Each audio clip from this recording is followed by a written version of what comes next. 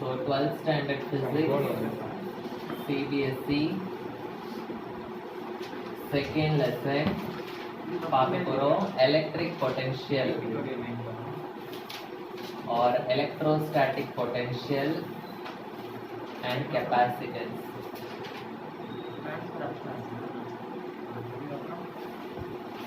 And capacitance. இதான் வந்து படிக்க போறோம். ஸோ ஃபர்ஸ்ட் வந்து எலக்ட்ரோஸ்டாட்டிக் பொட்டென்ஷியல் அப்படின்றதுக்கு போறதுக்கு முன்னாடி பொட்டென்ஷியல் எனர்ஜி அப்படின்னா என்ன அப்படின்றது தெரியும். பொட்டென்ஷியல் எனர்ஜி வந்து it is a conservative energy. Potential energy is a conservative energy. Conservative energy அப்படின்னா it is for the objects which is at rest. எந்தெந்த ஆப்ஜெக்ட்லாம் மூவ் ஆகுதோ அந்த ஆப்ஜெக்ட்டுக்கு கைனெட்டிக் எனர்ஜி இருக்கு அப்படின்னு சொல்லுவோம். அதே மாதிரி எந்தெந்த ஆப்ஜெக்ட்டுக்கெல்லாம் ரெஸ்ட்ல இருக்கோ அந்த ஆப்ஜெக்ட்டுக்கெல்லாம் என்ன எனர்ஜி இருக்குன்னு சொல்லுவோம், பொட்டென்ஷியல் எனர்ஜி இருக்கு அப்படின்னு சொல்லுவோம். ஓகேவா? So the objects which are moving will have kinetic energy. The objects which are at rest will have potential energy. Okay, so electrostatic potential அப்படினா நல்லா கவனிங்க. electrostatic அப்படினா என்னன்னு தெரியும்? electrostaticனா charges at rest. so அந்த ரெஸ்ட்ல இருக்கிற சார்ஜஸ்க்கு பொட்டன்ஷியல் எனர்ஜி என்ன அப்படின்றத தான் வந்து அத பத்தி தான் வந்து இந்த லெசன்ல நம்ம வந்து படிக்க போறோம். ஓகே, சோ ஃபர்ஸ்ட் எழுதிக்கோங்க. ஃபர்ஸ்ட் இதுல நம்ம படிக்க போறது வந்து electrostatic potential, electrostatic potential energy and electrostatic potential. Electrostatic potential energy and electrostatic potential. Okay, so இப்போ நான் என்ன பண்ண போறேன் அப்படின்னா இந்த இடத்துல நான் ஒரு பாசிட்டிவ் சார்ஜ் வைக்க போறேன், பிளஸ் Q அப்படின்னு ஒரு பாசிட்டிவ் சார்ஜ். ஓகேவா? இப்போ இந்த இடத்துல R அப்படின்னு ஒரு பாயிண்ட் இருக்கு. இந்த Rன்ற பாயிண்ட்ல எனக்கு இன்னொரு பிளஸ் Q டேஷ் அப்படின்னு ஒரு சார்ஜ் இருக்கு. பிளஸ் Q டேஷ் அப்படின்னு ஒரு சார்ஜ் இருக்கு. ஸோ இது ரெண்டுத்துக்கும் நடுவுல இருக்கிற டிஸ்டன்ஸை வந்து நான் R அப்படின்னு வச்சுக்கிறேன், ஸ்மால் r. ஓகே, இப்போ இந்த பிளஸ் Q டேஷ் அப்படின்ற சார்ஜ் வந்து இந்த Rன்ற பாயிண்ட்ல இருந்து I am going to move to the point P. I am going to move to the point P. Okay, so இதுவும் வந்து பாசிட்டிவ் சார்ஜ், இதுவும் வந்து பாசிட்டிவ் சார்ஜ். ஓகேவா? ஸோ இந்த பாசிட்டிவ் சார்ஜ் கிட்ட I am going to move this charge Q dash அப்படின்றது. இப்போ இந்த சார்ஜை நான் வந்து மூவ் பண்றேன். இப்போ எனக்கு ரெண்டு விதமான ஃபோர்ஸ் வந்து இங்க இருக்கு. என்ன அப்படின்னா, இப்போ இந்த சார்ஜ் வந்து தானா மூவ் ஆகல, நான் தான் ஒரு ஃபோர்ஸ் கொடுத்து இதை மூவ் பண்றேன். கரெக்டா? அப்போ அந்த ஃபோர்ஸ், இந்த சார்ஜுக்கு வந்து நான் கொடுக்குற force, I am giving the force and I am moving this charge. So அப்போ இதை வந்து நான் என்னன்னு சொல்வேன்னா எக்ஸ்டர்னல் ஃபோர்ஸ் அப்படின்னு சொல்வேன். என்னன்னு சொல்வேன்? External force. ஏன்னா நான் வந்து ஒரு எக்ஸ்டர்னல் பர்சன், நான் கொடுக்குறேன் force to move this charge. இப்போ இந்த சார்ஜ் கிட்ட வர வர என்ன ஆகும்? இந்த சார்ஜ் என்ன பண்ணும்? இதுவும் பாசிட்டிவ், இதுவும் பாசிட்டிவ். கரெக்டா? So it will ripple. என்ன ஆகும்? It will ripple. ஸோ நான் எவ்வளோ ஃபோர்ஸ் கொடுத்து இங்க தள்ளுறேனோ, முன்னாடி தள்ளுறேனோ, அவ்வளோ ஃபோர்ஸ் கொடுத்து இது அதை பின்னாடி தள்ள பார்க்கும். சரியா? ஸோ நான் கொடுக்குற ஃபோர்ஸும் இந்த சார்ஜ் கொடுக்குற ஃபோர்ஸும் it will be equal, but direction வந்து இட் இஸ் ஆப்போசிட். ஸோ அதனால மைனஸ் எஃப். இந்த சார்ஜ் கொடுக்குற ஃபோர்ஸை வந்து நம்ம என்னன்னு சொல்லுவோம் அப்படின்னா கூலம்ஸ் ஃபோர்ஸ் அப்படின்னு சொல்லுவோம். ஓகே, கூலம்ஸ் ஃபோர்ஸ் அப்படின்னு சொல்லுவோம். So external force which I am giving is equal to negative of the Coulomb's force. Okay, இப்போ இங்க இருந்து இந்த சார்ஜ் இங்க கொண்டு வரதுக்கு I am doing some work. கரெக்டா? ஸோ அந்த ஒர்க் என்ன அப்படின்றத பார்க்கலாம். Work is equal to integral I am moving from point R to point P. ஓகேவா? ஃபோர்ஸ் எதனால எனக்கு ஒர்க் நடக்குது? நான் ஃபோர்ஸ் அப்ளை பண்றதுனால எனக்கு ஒர்க் நடக்குது. ஓகேவா? so force external into, so நான் அந்த work வந்து I am doing because of the force, okay, and I am going to அந்த work நடக்கிறதுனால இந்த charge வந்து it is moving a distance, so full distance வந்து r, ஆனா it is moving a small distance dr, so into dr vector. so இதுதான் work done ஓட formula. ஓகேவா, புரிஞ்சுதா? இப்போ எப்போ நம்மளால ஒர்க் பண்ண முடியும் அப்படின்னா நம்ம கிட்ட எனர்ஜி இருந்தாதான் நம்மளால ஒர்க் பண்ண முடியும். So work is equal to இதுன்னு எழுதுறதுக்கு பதிலாக I can write energy is equal to the same thing. கரெக்டா? ஸோ இங்க எனர்ஜின்றது வந்து என்னது? Potential energy. பொட்டன்ஷியல் எனர்ஜியோட சிம்பிள் வந்து delta U. So delta U is equal to integral R to P force external into DR vector அப்படின்னு வரும். Okay, so ஃபோர்ஸோட ஃபார்முலா என்னது? ஃபர்ஸ்ட் லெசன்ல படிச்சிருக்கீங்க. What is the formula for force? Force is equal to Q into E. So vector sign போட்டா F vector is equal to Q into E vector. இதுதான் வந்து ஃபோர்ஸோட formula. Okay, so force external இதோட formula என்னவா இருக்கும்?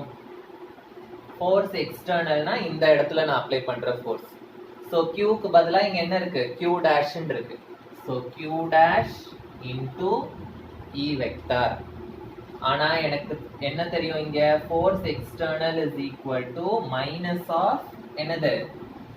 Coulomb's force. கரெக்டா? So அப்ப நான் என்ன எழுதலாம்? Force external is equal to minus of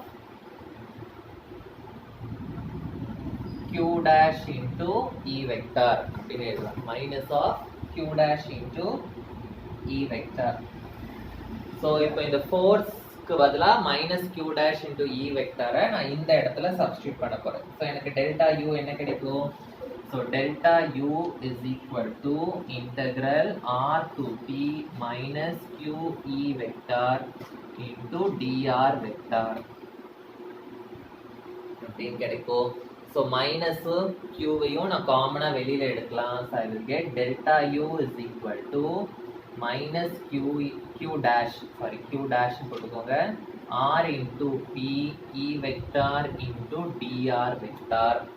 Okay, so minus delta U அப்படின்றது தான் வந்து என்னோட potential energy. so in the term which I have got here, in the term தான் வந்து it is the term for my electrostatic potential energy. புரிஞ்சுதா?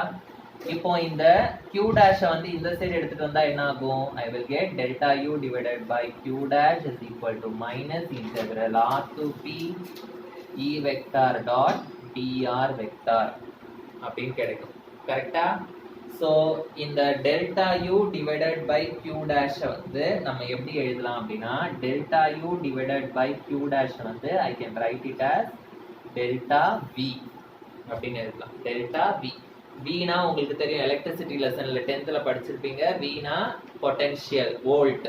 பொட்டன்ஷியலோட unit வந்து volt. So delta வின்றது வந்து எலக்ட்ரோஸ்டாட்டிக் பொட்டன்ஷியல். ஸோ அப்போ நான் delta U divided by Q டேஷ்க்கு பதிலாக I can write it as என்னது? Delta we. So what I will get? Delta V is equal to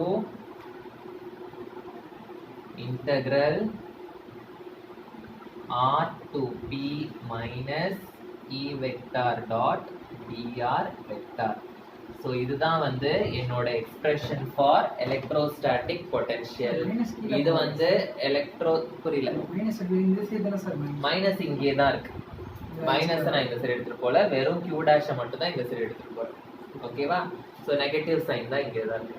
so delta யூன்றது வந்து potential எனர்ஜியோட term, delta வின்றது வந்து பொட்டன்ஷியலோட டேர்ம். ஓகேவா? So இப்போ இதுக்கு யூனிட் என்ன அப்படின்றத பார்க்கலாம். ஸோ இந்த பொட்டன்ஷியல், எலக்ட்ரோஸ்டாட்டிக் பொட்டன்ஷியலோட யூனிட் என்ன அப்படின்னா, எலக்ட்ரோஸ்டாட்டிக் பொட்டன்ஷியல் ஓட யூனிட்னாவே பொட்டன்ஷியல்னாவே யூனிட் வந்து என்னவா இருக்கும்? It will B volt. According to this expression, what will be the unit? So உங்களுக்கு தெரியும் delta V is equal to delta U divided by Q dash அப்படி நீங்க படிக்கிறீங்க.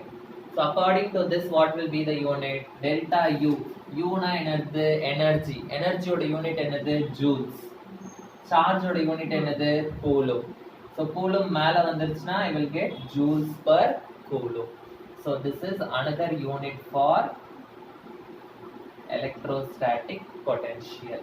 புரிஞ்சுதா? joules per coulomb.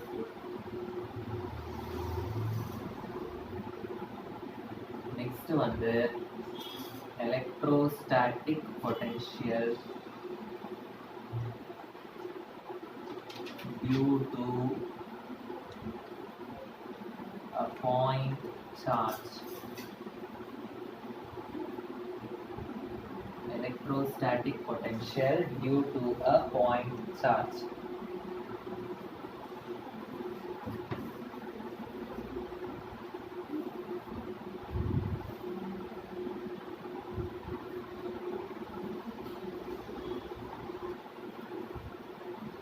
So இப்போ நான் ஒரு பாயிண்ட் சார்ஜுக்கு எலக்ட்ரோஸ்டாட்டிக் பொட்டன்ஷியல் V ஓட ஃபார்முலா, எலக்ட்ரோஸ்டாட்டிக் பொட்டன்ஷியல்னா என்னது? V ஓட எக்ஸ்பிரஷன் என்ன அப்படின்றத நான் கால்குலேட் பண்ண போறேன், டிரைவ் பண்ண போறேன் for a point charge. Point சார்ஜ்னா என்னது? a small charge.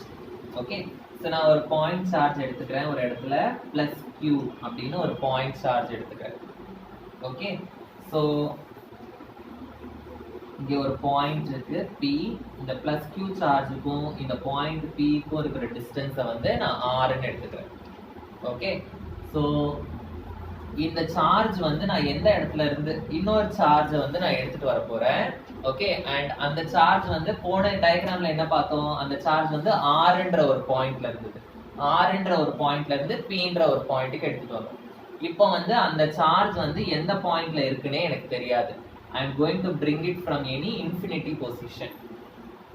Any infinity position. அப்போ எனக்கு வந்து பொட்டன்ஷியல் என்னவா இருக்கும் அதுதான் வந்து கண்டுபிடிப்போம்.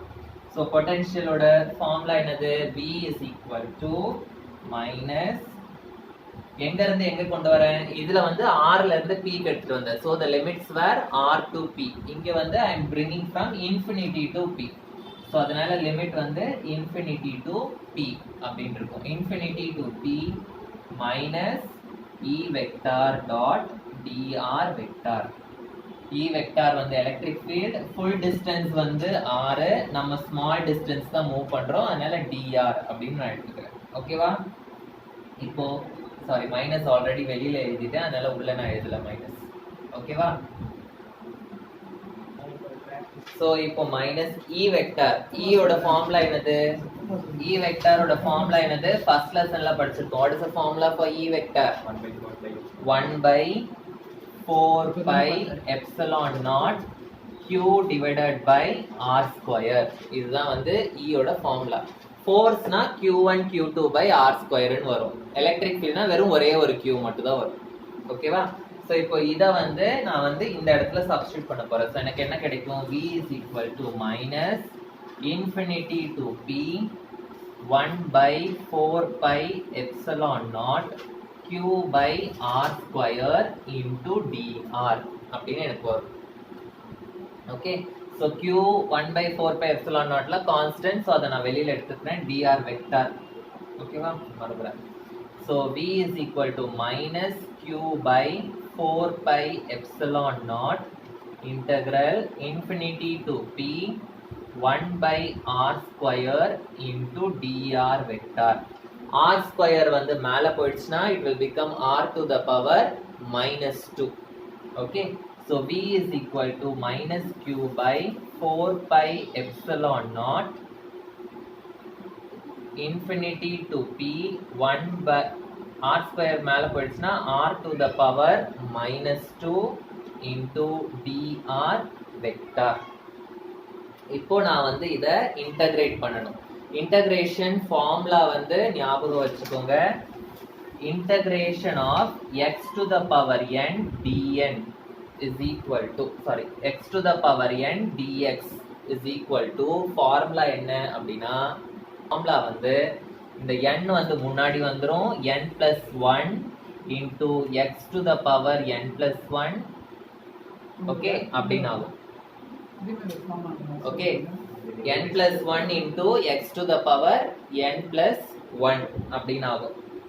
ஓகே ஸோ இங்க வந்து எனக்கு என்ன இருக்கு integral r to the power minus 2 dr அப்படின்னு இருக்கு. ஸோ அது எனக்கு என்ன ஆகும் minus 2 plus 1 r to the power minus 2 plus 1 அப்படின்னு எனக்கு ஆகும். கரெக்டா? Right? So what I will be getting minus 2 plus 1 வந்து minus r to the power minus 1 அப்படின்னு வரும். r to the power minus 1 நான் வந்து denominatorல எடுத்தேன்னா எனக்கு என்ன வரும் 1 by r அப்படின்னு வரும். So I will get minus 1 by r. இதுதான் வந்து இதோட இன்டகிரேஷன். ஸோ இதை நான் அப்படியே இதில் சப்ஸ்டியூட் பண்ணுறேன். ஸோ இதை இன்டகிரேட் பண்ணுனா எனக்கு வந்து இது கிடைக்குது. Okay, so I am going to substitute, instead of this I am going to substitute minus 1 by r. So எழுதிக்கோங்க v is equal to minus q by 4 pi epsilon naught. Okay, so integrate பண்ணியாச்சு. எனக்கு வந்து minus 1 by r ன்னு வருது. upper limit first substitute பண்ணோம், அதுக்கப்புறம் lower limit upper limit அப்படின்னு எழுதிக்கிறேன்.